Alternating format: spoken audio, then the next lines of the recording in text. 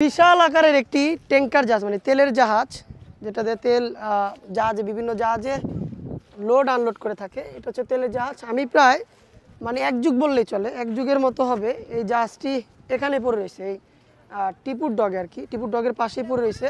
হ্যাঁ, আর এটার প্রোপেলার ভাঙা। আমি একটু দেখাই, এখানে আসো। এটার প্রোপেলার শেপটা ভাঙা। সাধারণত প্রোপেলার একটা দুইটা তিনটা চারটা থাকে, হ্যাঁ চারটা থাকে শেপ, মানে চারটা ইয়ে থাকে। এটার এখান দিয়ে কাটা, দেখেন কাটা মনে ভেঙে গেছে বা কেটে গেছে। আর এটার যে সুকানটা রয়েছে, এই সুকানটা দেখলেই বুঝতে পারেন এই জাহাজটা কতদিন, মানে ভুতুরে জাহাজ, ভুতুরের ট্যাঙ্কার বললেই চলে। এটার প্রোপেলার শেপটা তেরা করা। এবং পিছের থেকে যদি দেখাই একটু, পুরো জাহাজটা যদি আমি দেখানোর চেষ্টা করি, এই জাহাজের নিচতলা মানে নিচে যে ভবন ইয়েটি রয়েছে, এখান দিয়ে ছিদ্র, দেখেন এ পাশ দিয়ে ছিদ্র, এ পাশ দিয়ে ছিদ্র। এবং পুরো জাহাজটা ভুতুরে ট্যাঙ্কার জাহাজ বা ভুতুরে ট্যাঙ্কার লাইটার জাহাজের মতোই।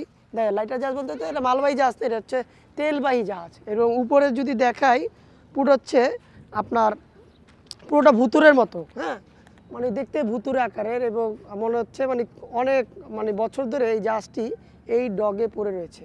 এবং ছোটো ছোটো ছেলেরা এখানে খেলাধুলা করে, জাহাজের উপরে উঠে। আর সম্ভবত অনেকে বলে এই জাহাজটা নাকি ডুবে গেছিলো, ডুবে এখানে তোলা হয়েছে, অনেক ছেলেরা বলতেছে, ছোটো ছোটো ছেলেরা। তা আমি জানি না, যদি ডুবে যেয়ে থাকে, এই ছোটো ছোটো ছেলেরা এভাবেই সুকানের উপরে উঠে তারা খেলাধুলা করে। হ্যাঁ, আর তারা এই জাহাজটা মানে লাইটার জাহাজটা খেলনা হিসাবে ব্যবহার করতেছে।